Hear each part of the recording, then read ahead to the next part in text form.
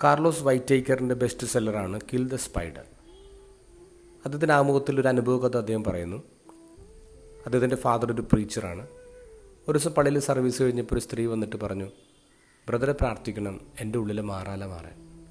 ശരിയെന്ന് പറഞ്ഞു.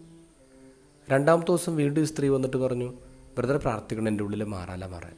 ശരി. മൂന്നാമത്തെ ദിവസം വീണ്ടും ഈ സ്ത്രീ വന്ന് പറഞ്ഞു, ബ്രദറെ പ്രാർത്ഥിക്കണം. ഉടനെ ബ്രദർ പറഞ്ഞു, ഇനി പ്രാർത്ഥിക്കാം, മാറാല മാറാനല്ല, ഈ മാറാല ഉണ്ടാക്കുന്ന എട്ടുകാലി ചാവാൻ വേണ്ടി പ്രാർത്ഥിക്കാം.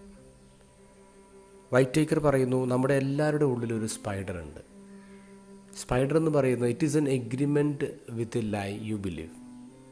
നമ്മൾ വിശ്വസിക്കുന്ന ഒരു കള്ളവുമായിട്ട് നടത്തുന്ന ഒത്തുതീർപ്പാണ് ഈ സ്പൈഡർ എന്ന് പറയാം. ഇനി ഈ കള്ളത്തെ മറച്ചു പിടിക്കാൻ, ന്യായീകരിക്കാൻ നമ്മൾ ഉപയോഗിക്കുന്ന മാസ്കാണ് മാറാല എന്ന് പറയുന്നത്. അതേ ഒരു ഉദാഹരണത്തോടെ വ്യക്തമാക്കുന്നു.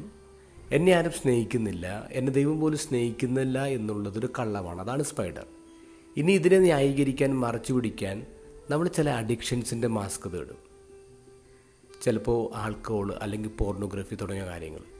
ഇത് മാറാലയാണ്. അപ്പോൾ ആദ്യം മാറ്റേണ്ടത് എന്താ? ആദ്യം കൊല്ലേണ്ടതും സ്പൈഡറിനെയാണ്. എന്നെ ആരും സ്നേഹിക്കാനില്ല, ദൈവം പോലും സ്നേഹിക്കുന്നില്ല എന്ന കള്ളത്തെയാണ് നമ്മൾ ആദ്യം കൊല്ലേണ്ടത്. അപ്പോൾ ഓട്ടോമാറ്റിക്കായിട്ട് മാറാല നീങ്ങിപ്പോവും. ഈ പുസ്തകം മുഴുവൻ പറയുന്നത് അത്തരം സ്പൈഡറുകളെ കണ്ടെത്താനും കൊല്ലാനുമുള്ള ചില വഴികളെക്കുറിച്ചാണ്. ഇന്നത്തെ സുവിശേഷത്തിൽ ഈശോ പറയുന്നു, നമ്മുടെ വീട് നമ്മൾ അടിച്ച് വൃത്തിയാക്കിയിട്ടാൽ മാത്രം പോരാ, നമ്മൾ കാവലേർപ്പെടുത്തണം. നിൻ്റെ ആത്മാവിന്, നിൻ്റെ വികാരങ്ങൾക്ക്, ലഭിച്ച കൃപകൾക്ക് കാവലേർപ്പെടുത്തണം. Kill the spider.